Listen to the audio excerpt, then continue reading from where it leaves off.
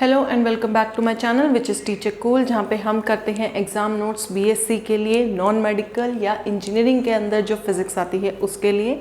यहाँ पे अब हम कर रहे हैं exam notes solid state subject के लिए, जो हमारी बीएससी फाइनल ईयर के अंदर आती है 5th सेमेस्टर के अंदर, and also strength of materials के नाम से इंजीनियरिंग के अंदर भी आती है, राइट। तो हम यहाँ पे कर रहे हैं एक सेकेंड लेक्चर कवर, जिसके अंदर हम एक नया क्वेश्चन कवर करने वाले हैं। ऑलरेडी हम एमोर्फस एंड क्रिस्टलाइन सॉलिड्स का डिफरेंशिएशन है एक छोटा सा क्वेश्चन पिछले लेक्चर के अंदर कर चुके हैं। ये है सेकेंड लेक्चर। इसके अंदर हम करेंगे एक मेजर क्वेश्चन जो पूरा का पूरा आता है 15 मार्क्स का। तो अभी तक जिन्होंने सब्सक्राइब कर दिया है वेल एंड गुड, जिन्होंने नहीं किया है देर नहीं लगानी, जल्दी से लाइक करें, शेयर करें एंड सब्सक्राइब करें। So let's start with the second question, which is explain space lattice, unit cell, primitive cell and discuss Davis lattice for two-dimensional crystals. Now this question is very important. इसके अंदर एक तरह से examiner ने first unit को पूरा cover कर दिया है। सो ये पूरा का पूरा एक ही क्वेश्चन आता था 15 मार्क्स का। इसके अंदर कोई सब पार्ट नहीं रहेगा, ये अकेला ही 15 मार्क्स का है। ये हो सकता है कि एग्जामिनर इसको ब्रेक करके आपके पेपर के अंदर 2 क्वेश्चंस बना दे, 3 बना दे, वरना ये पूरा का पूरा भी आता है। एंड ऑल्सो इससे आपको एक ओवरव्यू फर्स्ट यूनिट का पूरा मिलने वाला है। तो टाइम वेस्ट ना करते हुए फटाफट स्टार्ट करते हैं। फर्स्ट थिंग जो एग्जामिनर ने पूछा है वो पूछा है स्पेस लैटिस। तो सबसे पहले देते हैं definition. Definition says space lattice is defined as a regular periodic array of points in 3 dimensions in which every point has surroundings identical to that of every other point. जब हमने previous lecture किया था जिसके अंदर हमने differentiate किया था amorphous and crystalline solids के अंदर, तो मैंने एक एग्जांपल दिया था जिसके अंदर बोला था कि स्पेस लैटिस इज बेसिकली एक क्लासरूम जिसके अंदर बेंचेस रखे गए हैं जो पीरियोडिक हैं, रिपीटेड हैं एंड एक फिक्स्ड अरेंजमेंट के अंदर रखे गए हैं कि जब बच्चे आएंगे तो उन्हीं पॉइंट्स के ऊपर बैठेंगे। उन सारे पॉइंट्स की कलेक्शन को हम क्या बोलते हैं? Space lattice. जब हम 3 डायमेंशन या सॉलिड स्टेट की बात करते हैं या मटेरियल्स की बात करते हैं, स्ट्रक्चर्स की बात करते हैं, तो हम ऐसे ही प्री डिफाइंड कुछ पॉइंट्स को सेट करते हैं जिनके ऊपर ही हमें बेसिस को प्लेस करना होता है। जब उन लैटिस पॉइंट्स के ऊपर हम बेसिस को प्लेस करते हैं या एसोसिएट करते हैं तो हमारे पास क्या निकल के आता है? एक लैटिस स्ट्रक्चर निकल के आता है। So it is saying the same thing कि it is defined as a regular periodic arrangement of points, 3 dimensional coordinate points, खाली पॉइंट्स, सिर्फ position and orientations in 3 dimension in which every point, every single point, ये एक necessity है because जो भी हमारा solid होता है उसकी जो भी प्रॉपर्टी होती है वो बाहर जो उसकी बाउंड्री है उसकी भी वही प्रॉपर्टीज रहेंगी एंड जो इंटरनल है उसकी भी सेम रहेंगी। So this point we have to very well state कि जो भी पॉइंट को हम कंसिडर करेंगे it should have the surroundings और the environments identical to that of every other point in the crystal. जब मैंने एग्जांपल दिया एक क्लासरूम का, तो क्लासरूम के अंदर हर एक बेंच एक पॉइंट है, उसके ऊपर स्टूडेंट आके बैठेगा तो क्लासरूम बनेगा। ऐसे ही लैटिस पॉइंट्स हैं जिसके ऊपर बेसिस आके एसोसिएट होंगे तो I get a crystal structure. लेकिन जब हम क्लासरूम की बात करते हैं तो फ्रंट बेंचर्स का एनवायरनमेंट इज डिफरेंट, वहाँ पे टीचर का इन्फ्लुएंस ज़्यादा रहता है, बैक बेंचर्स का कम रहता है, but this is not the case in crystal structure. यहाँ पे क्या रहेगा? एनवायरनमेंट और सराउंडिंग सबकी सेम रहेगी, कोई भी कॉर्नर नहीं रहेगा, कोई भी बीच का नहीं रहेगा, कोई भी इंटरनल नहीं रहेगा। Am I clear? तो आगे चलते हैं। These various points are connected by translational vectors. Now होगा क्या? When I am saying कि I have a set of periodic regular arrangement of points, तो अगर मैं उन्हें कहीं से कहीं शिफ्ट करना है, तो अगर मैं एक एक पॉइंट को उठा कर शिफ्ट करूंगी तो that arrangement will get disturb और आई विल हैव टू पे सम अटेंशन और कुछ इनपुट मुझे देना पड़ेगा या बहुत सारे हमें कंस्ट्रेंट्स लगाने पड़ेंगे सो दैट वो अरेंजमेंट मूव करने के ऊपर शिफ्ट ना हो जाए। जैसे घर को शिफ्ट करते हैं तो हमेशा सेटिंग्स चेंज हो जाती हैं, इसी तरीके से एक सेट ऑफ पॉइंट्स को अगर हमें शिफ्ट करना है और उन्हें चेंज नहीं होने देना है, so the only option is कि आप उस अरेंजमेंट को एज इट इज पिक करो और दूसरी जगह पे जाके रख दो। तो ये जो ट्रांसलेशन हुई है as a whole of the arrangement of points, ये हम करते हैं किसके थ्रू? ट्रांसलेशनल वेक्टर के थ्रू, जो हमें ए बी एंड सी जो हमारे कोऑर्डिनेट्स रहेंगे 3 डायमेंशन के अंदर, उनके इंटीजर मल्टीपल्स के अंदर ही मुझे ये ट्रांसलेशनल वेक्टर जो है मिलेगा एंड उसी के थ्रू मैं ए बी सी की जो मेरी ज्योमेट्री है उसके अंदर मेरे क्रिस्टल को एज अ होल मूव कर पाऊंगी। When specified basis is associated with each such point, lattice structure is formed. This we already know by now. Now second is explain unit cell. अब बात आती है यूनिट सेल की। Unit cell of a lattice is the smallest block of a crystal which when repeated again and again in 3 dimensional space forms the lattice structure. ठीक है, हमने जब छोटे क्लासेस के अंदर एटम की डेफिनेशन की थी तो क्या बोला था? It is the smallest unit of material which can not be divided further and which when repeated एक वो सॉलिड को बना देता है। सिमिलरली जो हमारी स्मॉलेस्ट यूनिट है क्रिस्टल स्ट्रक्चर के अंदर we name it as unit cell. Unit cell एक सबसे छोटा क्यूबिक हो, रेक्टेंगुलर हो, कोई भी एक स्ट्रक्चर होगा 3 डायमेंशन के अंदर होगा। सो द मोस्ट कन्वीनियंट अगर आई टेक इज पैरेललोपाइप्ड, क्योंकि उसके ऊपर एंगल्स के ऊपर एंड लेंथ्स के ऊपर हम रिस्ट्रिक्शंस लगा के जो है बाकी सारे शेप्स को बना सकते हैं। It is the most convenient one. तो एक पैरेललोपाइप की शेप में अगर मैं एक स्मॉलेस्ट यूनिट लेती हूँ जिसके ऊपर लैटिस पॉइंट्स स्पेसिफाइड है एंड बेसिस अटैच्ड है, लैटिस स्ट्रक्चर का स्मॉलेस्ट पार्ट जो है यूनिट सेल वो मैंने ले लिया। अब मुझे जब उससे सॉलिड स्ट्रक्चर बनाना है तो I will put multiples of this smallest unit and I will get a crystal structure. यहाँ पर लैटिस पॉइंट के ऊपर बेसिस रखेंगे तो बनेगा। ये जो फॉर्मेशन ऑफ लैटिस स्ट्रक्चर है यूनिट सेल के थ्रू, इट इज कि पूरा का पूरा बनाया रूम्स हैं, रूम्स को जोड़ के घर बनाना है। 1 रूम 2 रूम 3 रूम, रूम्स के इंटरनली सब कुछ बनाया है। इसके अंदर खाली घर के अंदर सामान रखना है, right. So the choice of unit cell is not unique as a said. कोई हेक्सागोनल होगा, कोई ओब्लिक होगा, 2 डायमेंशन में जाएंगे तो 3 डायमेंशन में पैरेललोपाइप्ड होगा, रोम्बस होगा, रोम्बोहेड्रल होगा, या फिर आपका जो कोनिक होता है। इस तरीके से बहुत सारे शेप्स हो सकते हैं। So the choice of unit cell is not unique but all unit cells always have one pattern unit. जो भी पेंटागन है तो पेंटागन की एक स्मॉलेस्ट यूनिट आ जाएगी which we call as unit cell या पैटर्न यूनिट। क्यूबिक है तो क्यूबिक आ जाएगी। तो we'll have one smallest pattern unit जो कंप्लीट करेगी उस स्ट्रक्चर को when repeated multiple times, right. The area of all unit cells containing one pattern unit is same. So with this हमारे ऊपर एक और कॉन्स्टेंट आ गया कि हमने यूनिट सेल को डिफाइन किया, it is the smallest unit. Then this unit can have any shape.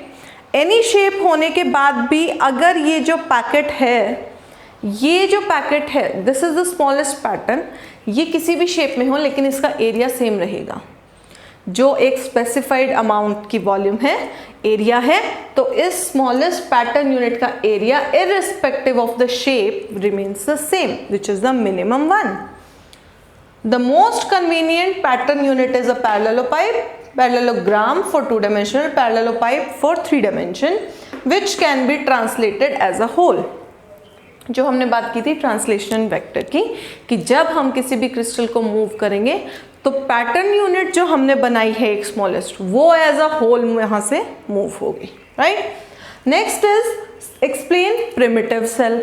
Now primitive as the name suggest, primitive people जो थे या प्रिमिटिव मैन जो था, it was the basic man जिसकी बहुत बेसिक नीड्स थी, बिल्कुल बेसिक, ज़्यादा कुछ नहीं था, लग्जरी नहीं थी, कोई ऐशोराम नहीं था, कोई एक्स्ट्रा का काम नहीं था। बेसिक कि आप हंट करो, अपने आप को ठंड से बचाओ, पेट भरो, दैट्स इट। तो वही चीज़ प्रिमिटिव सेल के सेंस में अगर हम बात करेंगे तो प्रिमिटिव सेल के अकॉर्डिंग जिस सेल यूनिट सेल की वॉल्यूम सबसे मिनिमम होगी, जिसमें नंबर ऑफ एटम सबसे कम होंगे, जो वॉल्यूम सबसे कम एक्वायर करेगा, जो कभी भी रिपीटेड नहीं होगा, जो मल्टीपल करेंगे तो एक नया आगे क्रिस्टल बनेगा, तो जो स्मॉलेस्ट पैटर्न यूनिट को भी हम बोल सकते हैं कि जो स्मॉलेस्ट पैटर्न यूनिट है that is my primitive cell. So we say primitive cell is defined as a type of unit cell which contains lattice points at corners only. Additional कुछ नहीं है, लग्जरी नहीं है, सिर्फ कॉर्नर्स हमें define करने पड़ते हैं किसी भी शेप के लिए. And has a minimum volume and set of linearly independent vectors A B C that define a primitive unit cell. हमने बोला एक टाइप ऑफ यूनिट सेल है which contains the lattice points only at the corners. Corners के बाद हमने बोला minimum volume. Minimum volume के बाद हमने बोला कि ऑब्वियसली अगर मेरा 3 डायमेंशन में है तो आई नीड 3 एक्सेस उसके स्ट्रक्चर को डिफाइन करने के लिए, provided they are not collinear. Non collinear points तो मेजरली 3 एक्सेस रहते हैं, लीनियरली इंडिपेंडेंट रहेंगे, राइट. तो ऐसे को हम क्या बोलेंगे, primitive basis vectors A B c को हम बोलेंगे and this cell will be known as my primitive cell. A primitive unit cell has always only one lattice point. एक सेल के विद रिस्पेक्ट हमेशा एक ही लैटिस पॉइंट आएगा इसके शेयर में. And translational vector should always be constructed by integral multiples of a B c. मतलब जो भी मेरा ट्रांसलेशनल वेक्टर होगा वो ऐसा नहीं होगा कि आप फ्रैक्शन में उसको ट्रांसलेट कर सकते हो. जैसे हमने यहाँ पे बोला t, it is integer multiples of a, b and c. तो यहाँ पर कभी भी फ्रैक्शनल n की वैल्यू नहीं रहेगी. 1 2 3 कोई भी हो, वो प्रॉपर लैटिस पॉइंट्स की टर्म्स में ही मूव होगा. पैटर्न यूनिट डिस्टर्ब नहीं होनी चाहिए. होगा क्या, अगर मैं यहाँ पे इंटीग्रल वैल्यू ना लेके फ्रैक्शनल वैल्यू लेती हूँ तो फ्रैक्शनल वैल्यू के अंदर my pattern unit will get divided and in that case मेरा स्ट्रक्चर नहीं बनेगा क्योंकि पैटर्न यूनिट कंप्लीट होनी जरूरी है. सो वी से कि it should always be constructed in the integral multiples. Also अगर अब मैं उसे 3 डायमेंशन के अंदर कन्वर्ट करती हूँ तो the most convenient structure as a said is a parallelepiped जिसका लैटिस पॉइंट्स रहेंगे at the corners and volume will be given as scalar triple product which is a b and c. A B c हमारे क्या है, linearly independent vectors which are primitive basis vectors and this is equal to a vector cross b vector dot c vector. ये जो question है ये मैंने कहाँ से शिफ्ट किया है, ये अगर आपको एक्सप्लेनेशन चाहिए तो फर्स्ट ईयर के अंदर एग्जैक्टली स्केलर ट्रिपल पॉइंट के नाम से वीडियो डली हुई है, आप वहाँ पे जाके देख सकते हैं. आपको वहाँ पे मिल जाएगा. एक पूरा क्वेश्चन है कि whether this is invariant or not, right. So with this we say कि primitive basis contains the minimum number of atoms. जो भी मेरा पैटर्न यूनिट होगी, जो भी मेरा प्रिमिटिव सेल होगा उसकी वॉल्यूम मिनिमम होगी एंड उसके अंदर नंबर ऑफ एटम्स क्या रहेंगे, मिनिमम रहेंगे क्योंकि वो क्या है, स्मॉलेस्ट यूनिट है. Now in case of FCC primitive cell is a rhombohedral. मतलब अगर मेरा कोई स्ट्रक्चर है जैसे डायमंड है या NaCl है जिनका एफसीसी स्ट्रक्चर रहता है तो उसके अंदर का प्रिमिटिव सेल हमेशा रोम्बोहेड्रल की शेप में रहेगा with length of translational vectors as a/√2. मतलब जो मेरा ट्रांसलेशनल वेक्टर है वो a/√2 रहेगा and inclined at 60 degree, right. मतलब जो भी मेरा लैटिस वेक्टर है, अगर मेरा लैटिस क्यूबिक है एफसीसी का तो इसकी अगर लैटिस लेंथ a है तो मेरा इस यूनिट सेल का जो प्रिमिटिव सेल रहेगा जिसके कारण ये एक यूनिट बनी है तो दैट विल बी a/√2. ये a/√2 बना है इससे छोटा करके, इसीलिए ये फ्रैक्शनल है. यहाँ पे हमने बोला इंटीग्रल होना चाहिए. अगर मैं बोलती कि जो मेरा प्रिमिटिव सेल है उसकी लेंथ सपोज b है या सपोज p है तो वो p में फिर इंटीग्रल मल्टीपल होके a का वैल्यू आता. दैट मीन्स यहाँ पे p का वैल्यू इज a/√2 एंड अगर a निकालना होता तो np होता फिर वो, ठीक है. Following the same pattern will say कि volume of cubic lattice will be a³ while rhombohedral की प्रिमिटिव यूनिट सेल की वॉल्यूम इस रिलेशन का cube, so that will be a³/2√2. With this we finish this thing. Now the last part is discuss Bravais lattice for 2-dimensional crystals. Now Brevis lattice for two dimensional, जैसे हमने lattices करी थी कि हमारे पास कुछ restrictions आती हैं। सबसे बेसिक जो मोस्ट कन्वीनियंट है, इट इज़ अ पैरेललोपाइप। तो टू डायमेंशनल में जाएंगे तो पैरेललोग्राम लेंगे।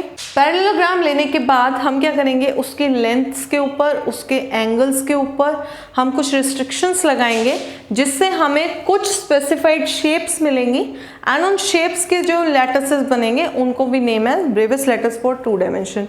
सो we say for a lattice to be invariant under a few specified rotations, inversion or mirror images, the few restrictions are imposed which are basically give us 4 special and 1 general lattice types in 2 dimension. मैंने बोला हम अपनी requirement के हिसाब से उनके ऊपर restrictions लगाएंगे, उनकी लेंथ के ऊपर और एंगल के ऊपर। वो हमारी जो स्पेसिफिक नीड्स हैं वो क्या हैं। फॉर अ क्रिस्टल, जो हम क्रिस्टल ले रहे हैं उसे हमें यूज़ करना है, तो उसका इनवेरिएंट होना is very important under some operations. For example, किसी क्रिस्टल को अगर मैं रोटेट करती हूँ तो उसको एट सम एंगल इनवेरिएंट होना पड़ेगा उस कुछ पर्टिकुलर यूज़ के लिए। ऐसे ही इन्वर्जन के ऊपर भी उसे इन्वेरिएंट होना पड़ेगा, किसी क्रिस्टल को मिरर इमेज के अंदर इन्वेरिएंट होना पड़ेगा। तो depending upon the usage of the crystal कि आपको उस क्रिस्टल को कहाँ यूज़ करना है, उसके ऊपर कुछ हमारी स्पेसिफिक नीड्स होती है कि उसे कहाँ कहाँ इन्वेरिएंट होना पड़ेगा। इन्वेरिएंट होने के लिए हम रिस्ट्रिक्शंस लगा देंगे।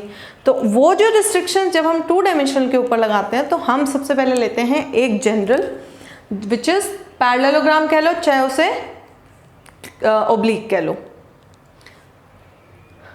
चाहे ओब्लिक कह लो।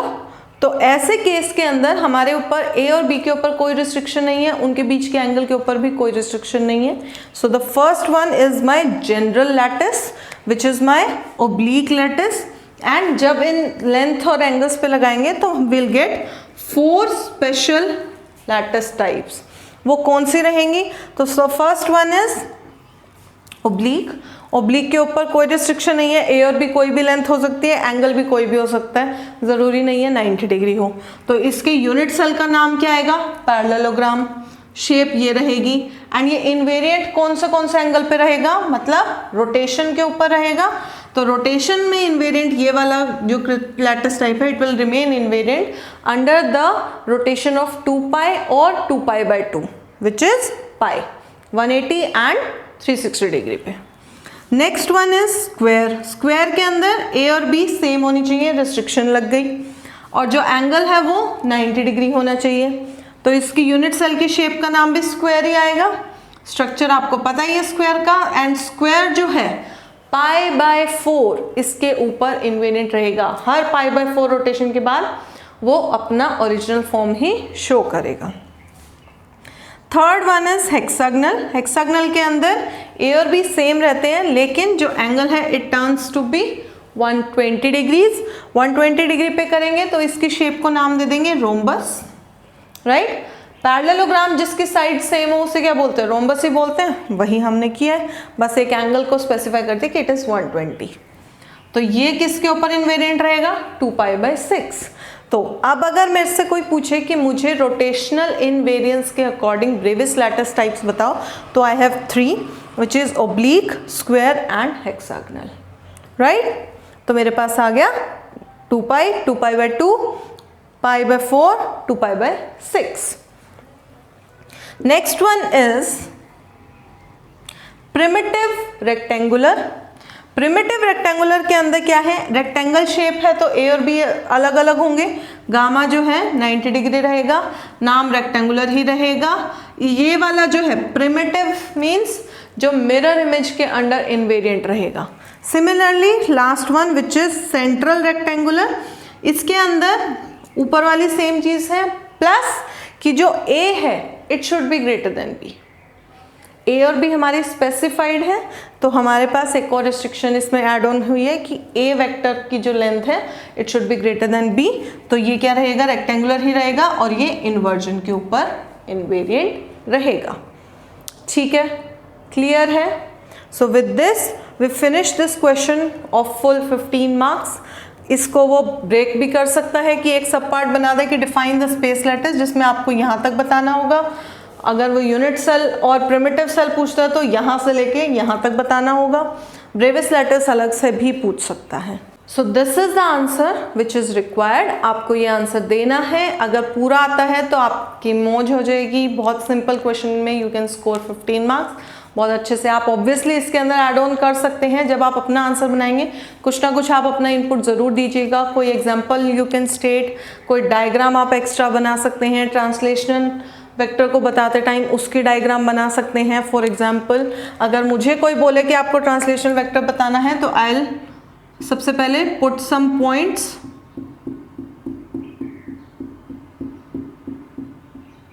उसके बाद मैं बोलूँगी कि आई हैव द स्ट्रक्चर, एक ओब्लिक स्ट्रक्चर, एंड मुझे इसे ट्रांसलेट करना है तो मैं उसे ट्रांसलेट करके एज अ होल यहाँ पर लेके जाऊँगी।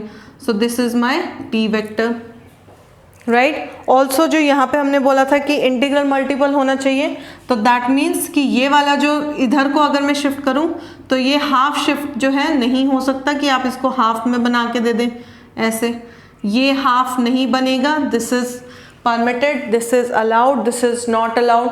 तो इस तरीके की काफ़ी चीज़ें हैं जो आप ऐड ऑन कर सकते हैं, अपने आंसर को एक परफेक्ट लेंथ दे सकते हैं। क्योंकि 15 मार्क्स का क्वेश्चन है तो मिनिमम आपको थोड़ी सी लेंथ देनी पड़ेगी क्वेश्चन को, राइट। बेसिक मैंने आपको बता दिया है। ये वाला जो टेबल है इसी को अगर आपको लेंथ इंक्रीज करनी है, आपको लग रहा है कि my length is not appropriate according to the marks of the question, तो आप इसको टेबुलर फॉर्म की जगह एक एक का नाम लिख के भी डिफाइन कर सकते हैं, डायग्राम बना सकते हैं। डायग्राम्स आपके सामने हैं। एड ऑन आपको इसी में करना है, इसी को एक्सपैंड करके लिखना है। आई एम नॉट सेइंग कि आपको और इनपुट देनी है। अगर वो दे सकते हो तो इट्स वेरी गुड, अदरवाइज इतना भी अगर आप अच्छे से एक्सप्लेन करेंगे तो it will be, you know, you can score very well. Yes, for this we finish this question. We'll back soon with another question. Till then, do like, share, subscribe to my channel, which is Teacher Cool, and do share and do ask your doubts in the comment section anytime. Most welcome. So thank you.